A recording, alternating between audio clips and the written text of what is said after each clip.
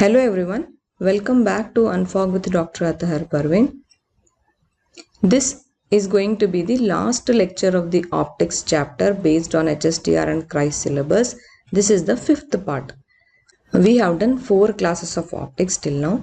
In the first and second part, we discussed the mirrors and lenses, and in the third and fourth part, we discussed the dispersion of light, total internal reflection, and optical instruments. And in the previous part, we discussed the theories of light. This will be the fourth part of optics class. This is the previous class of this class. And in this class, I am going to discuss the rest of this chapter, the Raman effect and polarization. With this, we will finish this chapter optics from HSTR and KREIS syllabus. So let me remind you just a glimpse of what we discussed in the previous class. In theories of light, we discussed Newton's corpuscular theory, Huygens wave theory, Maxwell's electromagnetic wave theory, Max Planck's quantum theory, and also dual nature of light. Now, what all did these theories say? What did Newton's corpuscular theory say? It said that the light consists of tiny, light and perfectly elastic particles. These particles were named as corpuscles by Newton. Basically, Newton, he gave the theory to discuss the nature of light. Means he gave a theory to propose the nature of light with this theory. Then what did Huygens say? Huygens wave theory. It gave the properties of light. What are those properties of light? Actually, it told that light travels in the form of waves from a source. When light comes from a source, it travels in a form of wave. Now, this property led to other properties of light. What are they? Interference, diffraction, and polarization. Next came the Maxwell's electromagnetic theory. What did it say? Maxwell told that light is a propagating wave, but it consists of electric and magnetic fields, and these two fields are perpendicular to each other. Means they are moving in the perpendicular direction to each other. Then came the Max Planck's quantum theory. This is also known as the modern theory. What did it tell? Planck told that light consists of quanta of radiation. This quanta of radiation was named as photons. Okay. Then came the dual nature of light. Dual nature of light, as its name only indicates, it told that light behaves both as a particle and as a wave. For that matter, even matter can behave as a particle as well as wave. This dual nature of light was given by de Broglie. He also gave the momentum of this wave. The value for the momentum of this wave was hc upon lambda, where h is the Planck's constant, c is the speed of light, and lambda is the wavelength of that wave. So this was all about the theories of light which we learnt in our previous class. In this class, the main important theory of light we are going to discuss is Raman effect. Why I am telling that it is main and important? Because this really gives us a view of what is actually light. What is the nature of light? What are the properties of light? And this is also important for us as people from Karnataka, because Raman effect was given by Dr. C.V. Raman. Dr. C.V. Raman, basically he was a native of Karnataka, like we are all the native of Karnataka. We are all Kannadigas, right? See, I am a Kannadiga, but right now I don't stay in Karnataka. I am out of Karnataka since I think nearly 20 years now. Like that only, Raman also was native of Karnataka, but he did not stay in Karnataka. For his research purpose, he went to Kolkata, he traveled to Europe, he was out of Karnataka during his research time, but his native was Karnataka. That's why also it becomes special for us, right? Okay, now let us see what is Raman effect. Actually, we know that light consists of particles called photons, right? Now we also know that the energy of these photons is directly proportional to the frequency, means E is equal to h nu, means E is proportional to nu. If I remove that proportionality constant, I write as E is equals to h nu. You will be knowing this very well, as I believe that you have attended the previous lectures of HSTR syllabus, the physics portion. Even in optics I have told you many times, even in this chapter of electromagnetic radiation also I have told you many times that E is proportional to nu, or E is equals to h nu. This E is the energy of these photons. Okay. Now we know that this energy is directly proportional to the frequency with which these photons travel. Now keeping this in mind, if the light is striking a molecule which is present in some medium, then that light will bounce back and it will get scattered. Scattered means you can see the figure here. I have shown you the red and green arrows, how that light is scattered. Scattered means in Hindi we can say phailna. Light is scattering means phailna. Okay.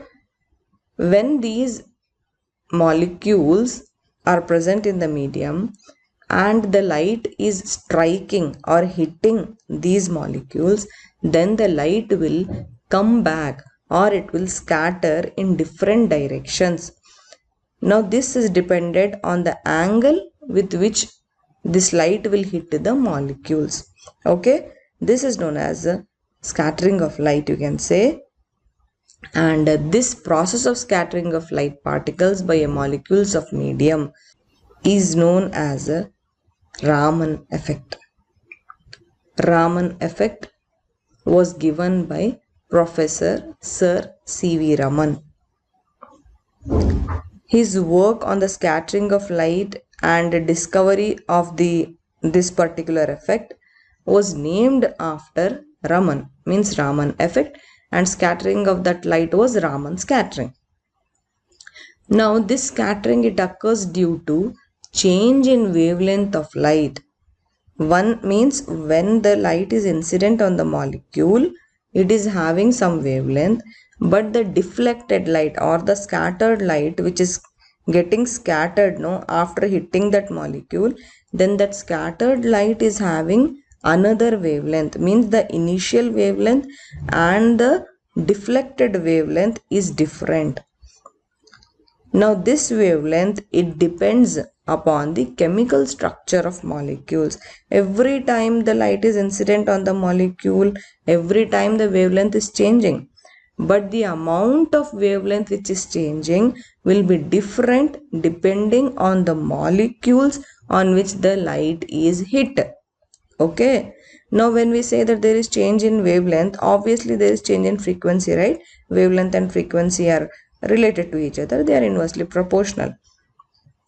So we should remember that this change in wavelength or frequency is depending upon the chemical structure of the molecule which is responsible for the scattering of the light.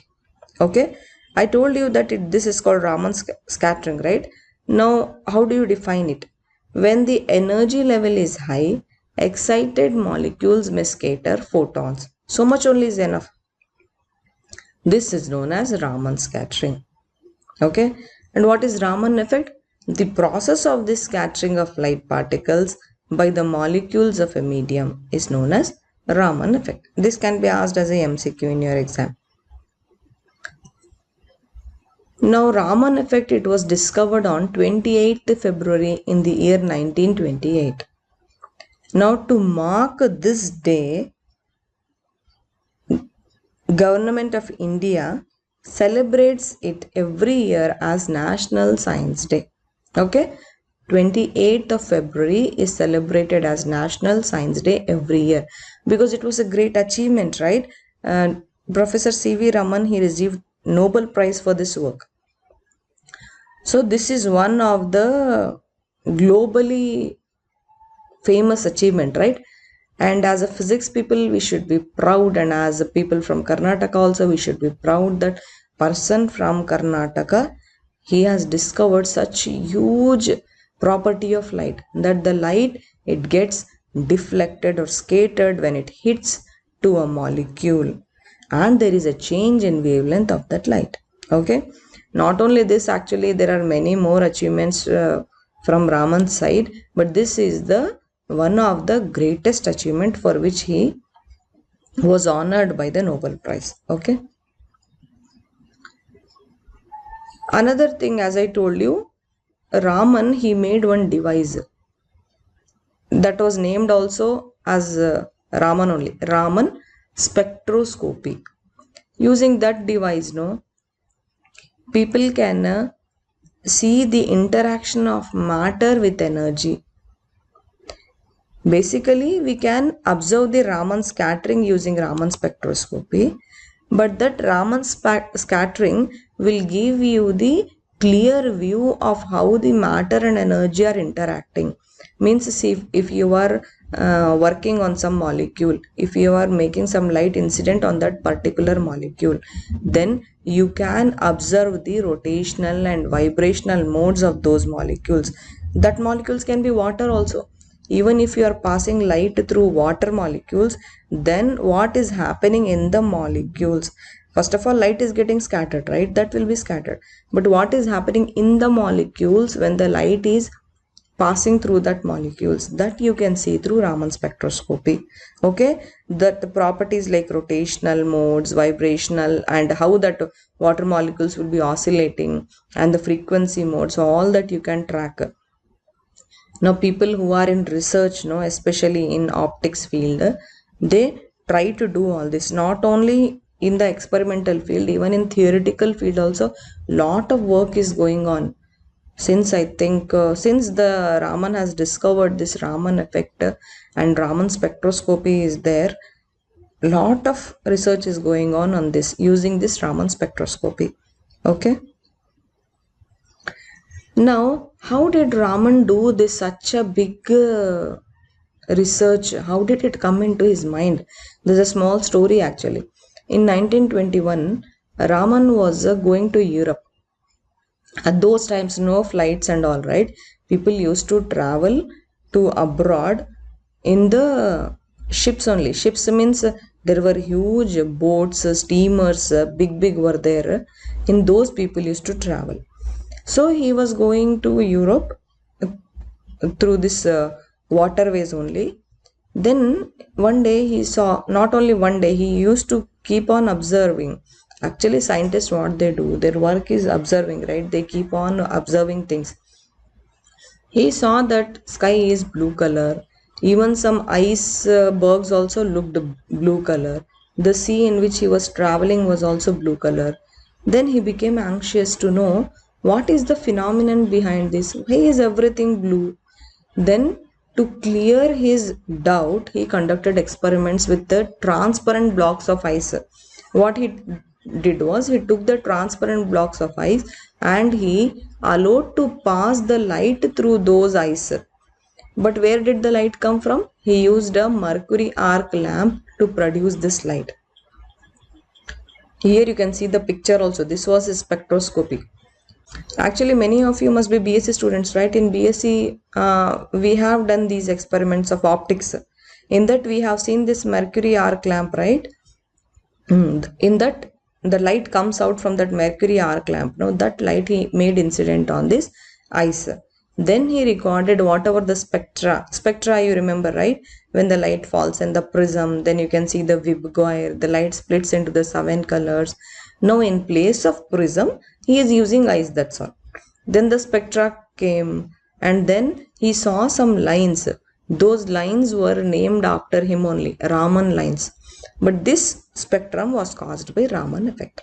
Okay, this is the story of Raman effect. I have told you in short because it is very important for us to know this story also. We never know. Of course, we will become teachers in future, but we never know how many of our students may become scientists, right? So, while we teach physics, it's better that we also tell the stories of the scientists behind those particular innovations. Children get motivated. Okay, friends? So, you all also, while taking classes in your class, especially for physics and chemistry, try to tell the stories of the scientists particular topic, whenever you are teaching, you try to tell the story behind it. With this, many things will happen. One thing is that your class will become interesting. Other thing is that children will get motivated. And the other thing is that you will give the clear cut imagination for the children. They can imagine how that innovation was done, or how that results came out, or how that research was done. Okay, friends? See, this is a simple tip which I thought that I should give. As a scientist, we always think that whatever research we have done, people should know how we did and what we did, right? So this is like a small tribute we give to the scientists who have done so much work in the research area, especially for physics and chemistry, I feel. Okay. Now I told you that Raman scattering means photons get scattered after this light is incident on these molecules, right? Now this word scattering, this scattering is of two types. One is elastic scattering, the other one is the inelastic scattering. These processes, they always happen when light is incident on a molecule. Basically monochromatic light, we say. It is incident on the molecule. Now what is elastic scattering? Elastic scattering is that where there is no change in the energy of the photon. After scattering also there is no change in energy. But in inelastic scattering, the energy will be changed after the scattering. Means light is incident on the molecule, it will get deflected. After deflection there is change in energy. That means the wavelength is changing after deflection. So with this definition, in which category should we put Raman scattering? We know that the wavelength changes after scattering of light, isn't it? Then the Raman scattering should be inelastic scattering. And in elastic scattering, there is no loss of energy and electrons can change direction, but their wavelength will not be changed. Whereas in inelastic scattering, wavelength will be changed as a consequence of change in energy. You have to remember this, okay? So basically Raman scattering is an inelastic scattering. Now let us see few questions based on this Raman effect. The first question is, Raman effect is associated with scattering of. Of course, if you have attended the class till now without any skipping, then you can easily answer this question. The Raman effect is associated with scattering of course, photons. Next question. Which of the following cannot be conserved during Raman scattering? See, this is a very interesting question. Just now I discussed about scattering, the elastic and inelastic scattering, right? I told that in elastic scattering there will be no change in energy. In inelastic scattering there will be change in energy. And Raman scattering is inelastic scattering. Means energy cannot be conserved. Because there is change in energy. Because there is change in wavelength. It cannot be conserved. What cannot be conserved? Energy cannot be conserved. But which energy? We are talking about the movement of light, right? The light is incident and it is getting scattered. And movement is related to which energy? It is kinetic energy. So kinetic energy cannot be conserved. Raman scattering is the inelastic scattering of a photon by a molecule. And in inelastic scattering, the kinetic energy will change, and anything that will change means it will not be conserved. Anything that will not change means it is said that it is conserved. Okay, this is a very important question. I am expecting this question this time. Okay, friends. Next question. Characteristics of Raman lines is, they are strong lines, blurry line, weak lines, none of the options. Actually Raman lines were weak lines. Okay, when Raman saw or observed these lines, then only he decided that these Raman lines are weak lines. Next question. Which device was developed to study the vibrational, rotational and low frequency modes of the molecules? Vibrational, rotational and low frequency modes of the molecules. This was studied by Raman using his spectroscopy. Raman spectroscopy. Okay. So these were the questions based on Raman effect. This was all about Raman effect. I didn't want to go into much deeper, but as much as we need and how much information is enough for us, based on this exam and based on our knowledge also, at least we should know so much about Raman effect and Raman scattering. Actually, there are other things, Stokes lines, anti-Stokes lines, Rayleigh scattering, all that is there, which is important when we read the Raman effect. But because they have not mentioned in your syllabus, I am not talking anything about that. Because I don't want to trouble you. Whatever is there in your syllabus, we will strictly go according to that syllabus. And I am sure if we become perfect with that syllabus, we will surely clear HSTR or KREIS. Actually, even TET people should watch these lectures.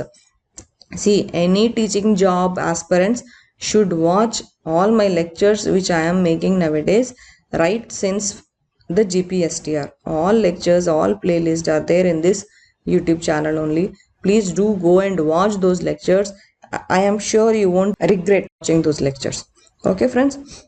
So this was all about the Raman effect. Now, only last topic which is remaining in this chapter optics is polarization. See, polarization, it is the very important property of light. And in your portion, they have given plain polarized light, polarides and their uses. So I'm going to stick to the syllabus and I'm going to discuss polarization just based on plain polarized light, polarides and their uses. That's all. Okay. Now, what is polarization? Basically, polarization, it is one property of a light. It is the restriction of the vibration of light in one particular plane. I will explain you more clearly. First of all, we know that light is electromagnetic wave and it is consisting of electric field and magnetic field, and they both are oscillating in a perpendicular direction with each other. This light, which is common light, we call it as a unpolarized light because the direction of electric field, it will fluctuate randomly in time, right? That's why we call it as a unpolarized light. There are many common light sources such as sunlight, LED spotlights, incandescent bulbs, whatever light we see in our daily life, like this only, no? The common light which we see, that is all the unpolarized light.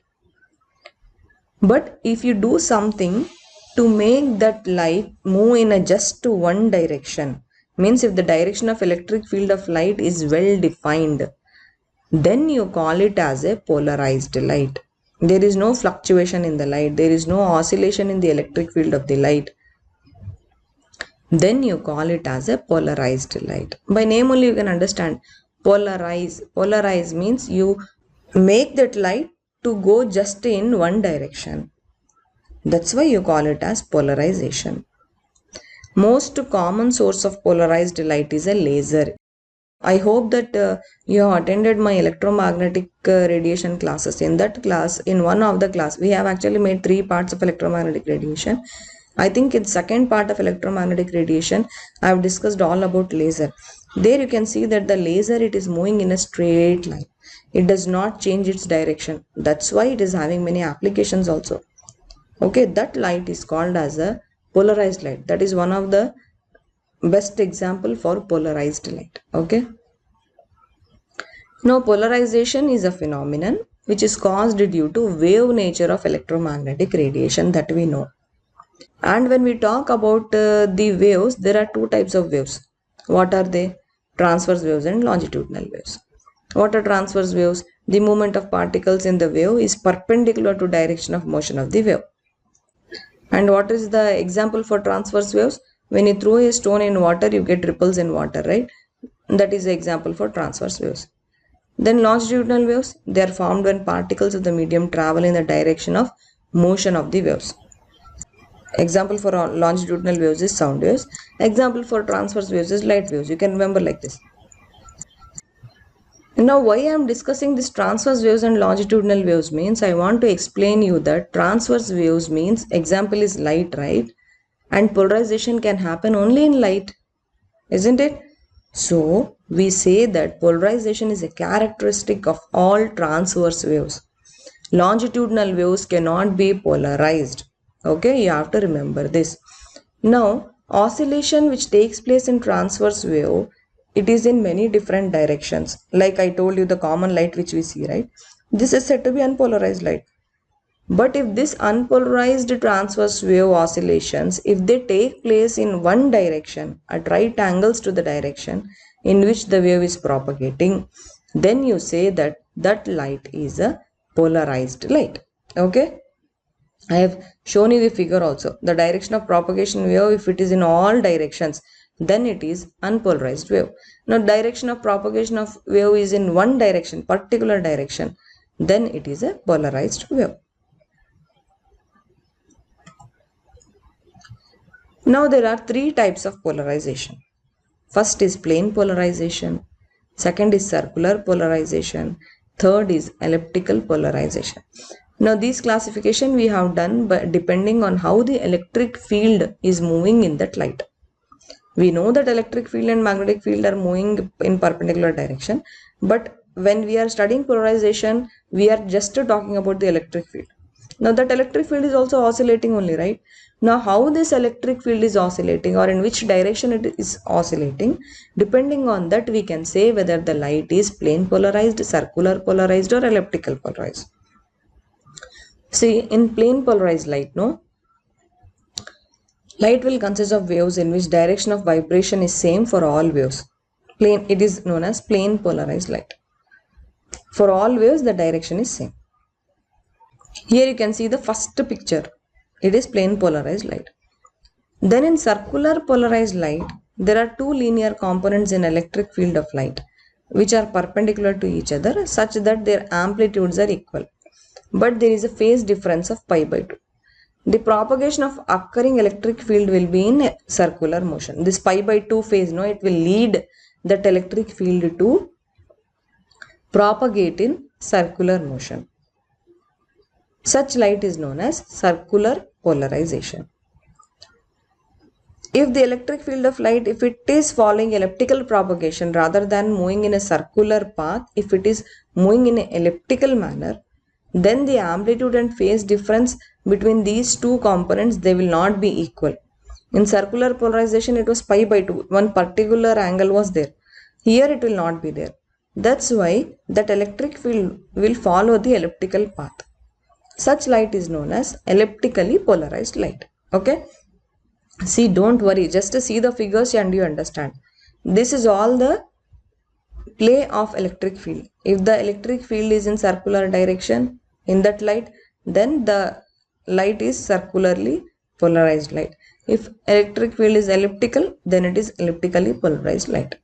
If there is nothing, if it is the same thing, just vibration is there, then it is plane polarized light. But this can only happen if you want to make the light polarized.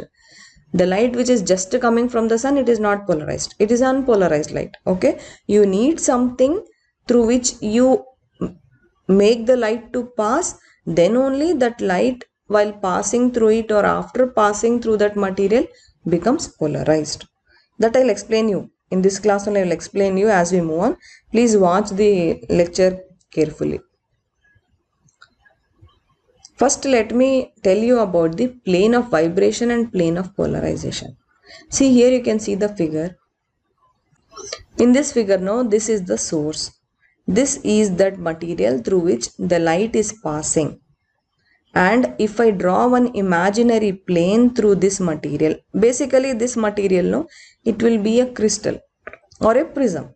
Usually they take quartz crystal or nickel prism. Okay, nickel prism or quartz crystal.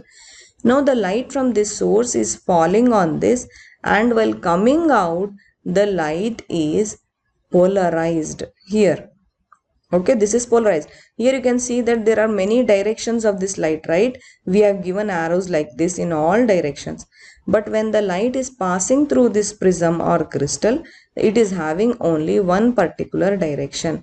Means the light is polarized here. Now if I draw an imaginary plane like this, the plane which contains vibrations of unpolarized light, this plane is known as plane of vibration. Okay, this plane. In this light is not there. Nothing is there here. Actually, no polarized light is there. If there is some light, then it is unpolarized light. Okay. That's why we have drawn it like this. We have bent this, right? So this is plane of vibration.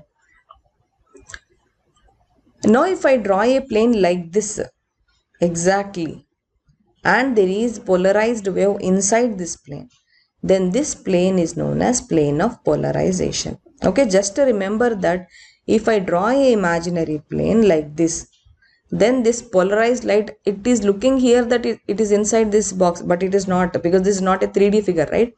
But it is not there. How you can draw this, how you can imagine this means, you imagine your table. This PQRS here, no, it is like the top of your table. So light is passing below the table, means the polarized light is passing below the table. So the top of the table is not having this polarized light. That is known as plane of vibration. Now this is the frame of the table just in front of you, which you are seeing. This is the plane of polarization. The polarized light is passing through this plane. Okay, I hope you understood it now.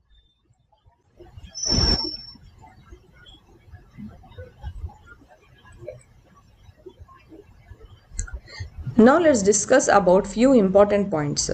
These important points are very helpful because they can directly ask you as multiple choice questions in any of your teacher jobs, not only HSTR and KREIS, in any of your teacher jobs. Okay. Now we know that light can be polarized and unpolarized. In polarized light, waves of light waves, they vibrate in single plane. In unpolarized light, they don't have one single direction. Now example for polarized light is a Polaroid. Light coming out of a Polaroid. This word has come in this class for the first time, right? Now what is a Polaroid? I told you that it can be an equal prism or a quartz crystal, right? The material which is making the light to be polarized. The material which polarizes the light is known as Polaroid. Okay. Now unpolarized light comes from sunlight, right? We told you that. The French physicist Attine Louis Malus discovered the polarization of light. Remember the name of the physicist. They can ask you as a multiple choice question. Malus, you remember. Now what is a polarizer? Polarizer or a Polaroid, both are same.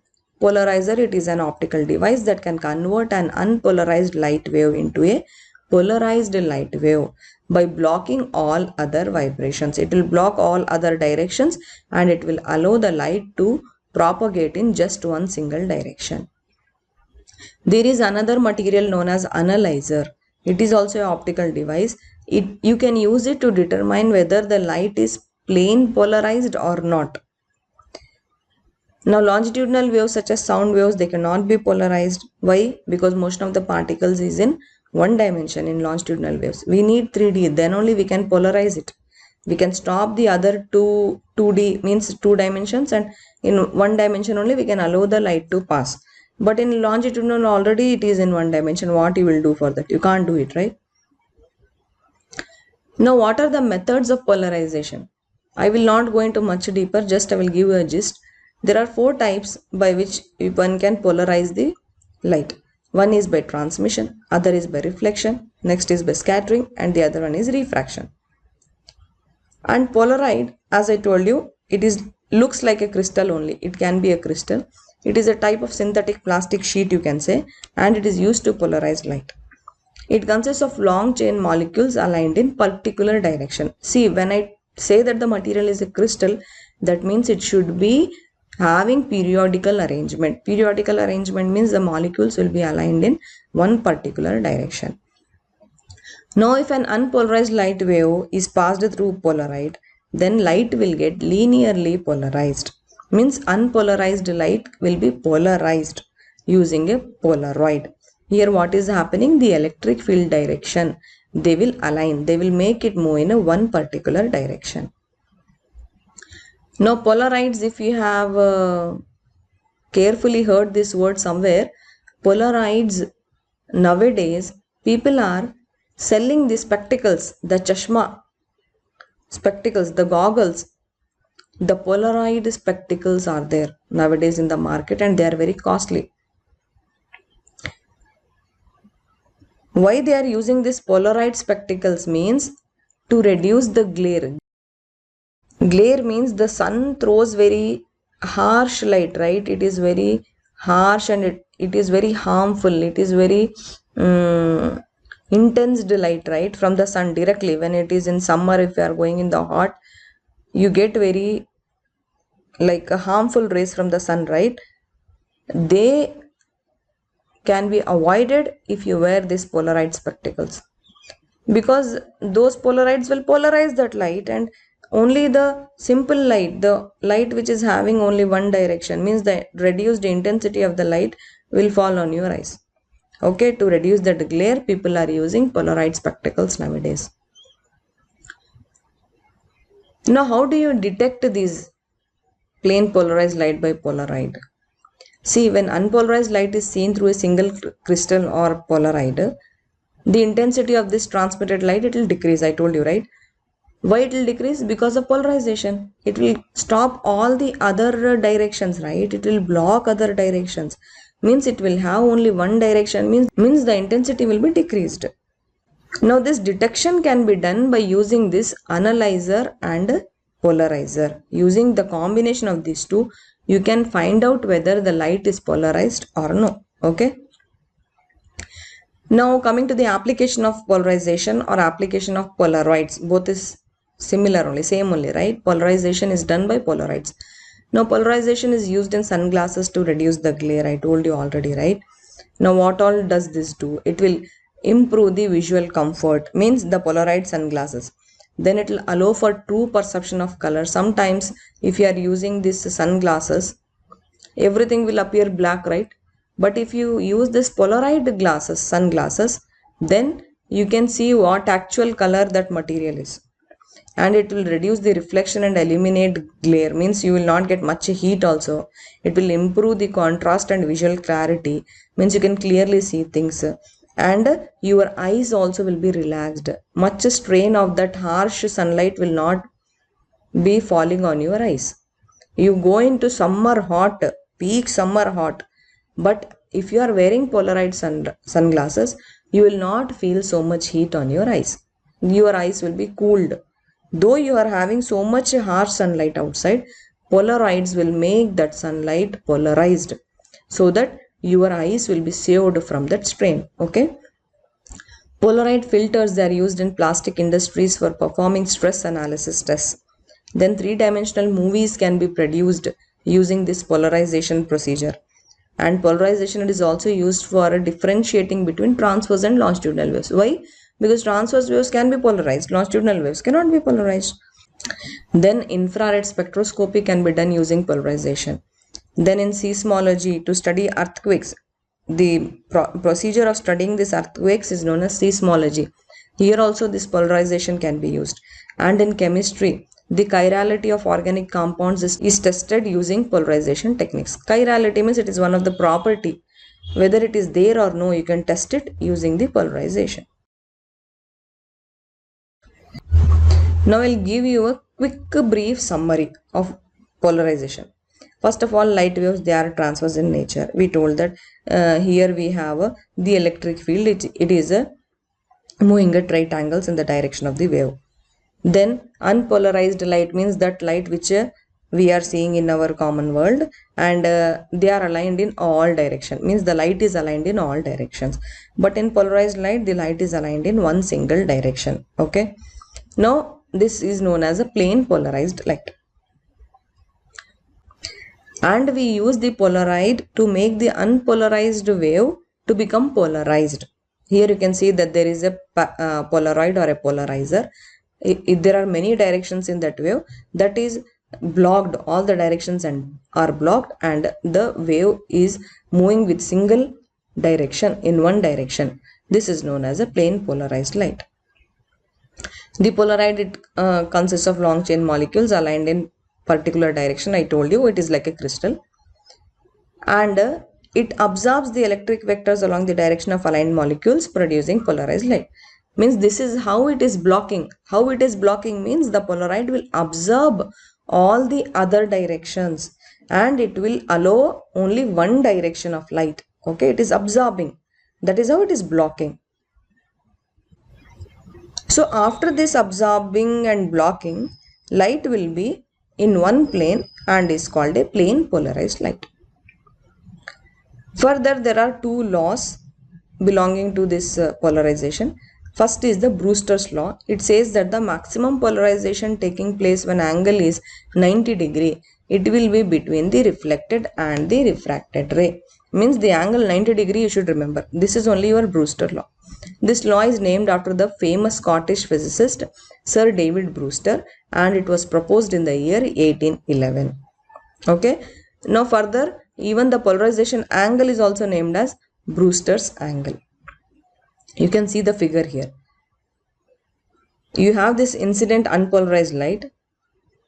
The part is refracted, the another part is reflected.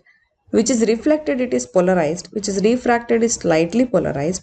But the angle between this reflected and refracted ray will be 90 degree. This you have to remember. This is your Brewster's law. Okay. And the refractive index will be equal to tan theta. This theta is the Brewster's angle or the polarizing angle. Refractive index is equals to tan theta. Now this angle theta naught is there, no? The angle between the normal and the incident ray, that is known as the critical angle. When a ray of light is going from denser medium to rarer medium, then angle of incidence at which refraction occurring is 90 degree. Means when your angle between reflected ray and refracted ray is 90 degree, at that time whatever your incident angle was there, that incident angle is known as critical angle. Okay, these questions can be framed and asked in MCQs. So I am giving you these details. Please, you can pause the video and you can make the notes, or you can go through what I have written here. But please learn. Okay. The other law is the Malus law. What does this law say? Just the figure only will indicate here. Whatever the intensity of the light will be there for unpolarized light, after that light is getting polarized, after passing through a polarizer or polaride, its intensity will become half, means I by 2. I is the original intensity. I by 2 will be the final intensity. See, this is what is happening with your polarized sunglasses also. If this unpolarized light, see, think that this polarizer is you, because you are wearing that sunglasses, right? The polarized sunglasses. If the sunlight is falling on your sunglasses, your eyes will get just half of the intensity of the original intensity. This is your Malus law. Okay. Actually, Malus law, it gives one formula also. I is equals to I naught cos square theta. I is equals to I naught cos square theta. This I will explain while doing the multiple choice questions. Okay. This I am not going to explain it here. Now let's take few questions based on polarization. The phenomenon of light which attribute transverse nature to light is, now we can clearly say that it is polarization. Next question. The Polaroids means it is what? It is made of what? Actually, it is a crystal. It is the arrangement is in a proper way, in particular direction or a regular way. So option C will be the right answer. Polaroids, they are crystals aligned in a particular direction. Next question. Which of the following statements indicate that light waves are transverse? Yes, see, we will not know whether the light waves are transverse by interference diffraction. We will just know by polarization, because longitudinal waves cannot be polarized. Only transverse waves can be polarized. So transverse waves can be checked using the polarization. Light waves can be polarized. When the Polaroid sheets are crossed perpendicular to each other, what will happen? We are talking just about the one Polaroid sheet till now, right? Now what will happen if two Polaroid sheets will be perpendicular to each other, if you place them like that? In that situation, you use this law, I is equals to I naught cos square theta. Here intensity will get extinguished. Extinguished means disappeared. We were talking about the Brewster's angle, right? Theta is 90 degree. What will happen if the theta is 90 degree?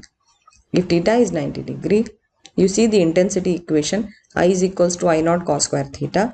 Cos theta means cos 90. Cos 90 means 0. Intensity will become 0. You have to remember that if the two polarides, they are put in perpendicular way to each other, then if you pass the light through it, then you will have no light. So option B, light gets completely extinguished, is the right answer. The polarized light of intensity I0 is passing through another polarizer whose pass axis makes an angle of 60 degree with the pass axis of the former. What is the intensity of emergent polarized light from second polarizer? Now take this Malus law formula, I is equals to I0 cos square theta. Substitute theta as 60 degree. You will get cos 60 will be equal to half, right? So you will get I is equals to I0 into 1 by 2 whole square. 1 by 2 whole square will become 1 by 4 or I0 by 4. That's why option D will be the right answer. You have to remember this formula, okay?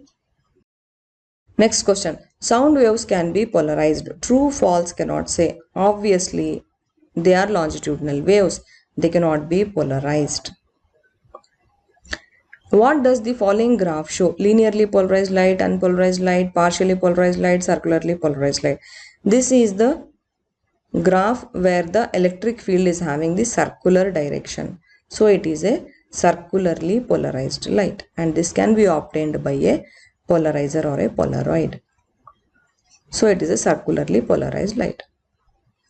Next question. Polarized light can be produced by, I told you, right, it can be a nickel prism or it can be a quartz crystal also.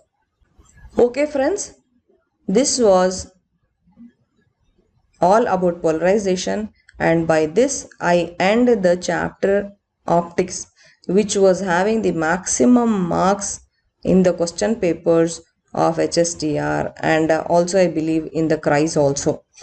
So by now I have finished electronics chapter, I have finished electromagnetic radiation chapter, and I have finished optics chapter, and I have finished thermodynamics chapter also. Now which chapter should I start next? Please do let me know in the comment section, or also you can also write me in the Telegram channel. We have a discussion group there. There I keep on sharing the material also. Please join the Telegram channel. And if you're watching my lecture for the first time, please do subscribe to the channel. And also to support me, please like and share the videos. Without your support, I don't get motivated. I don't feel to make lectures if there are less views for the videos. Please do share my lectures and also tell about my channel to your friends. Okay? And just keep working hard, friends. All the best. Thank you. Bye.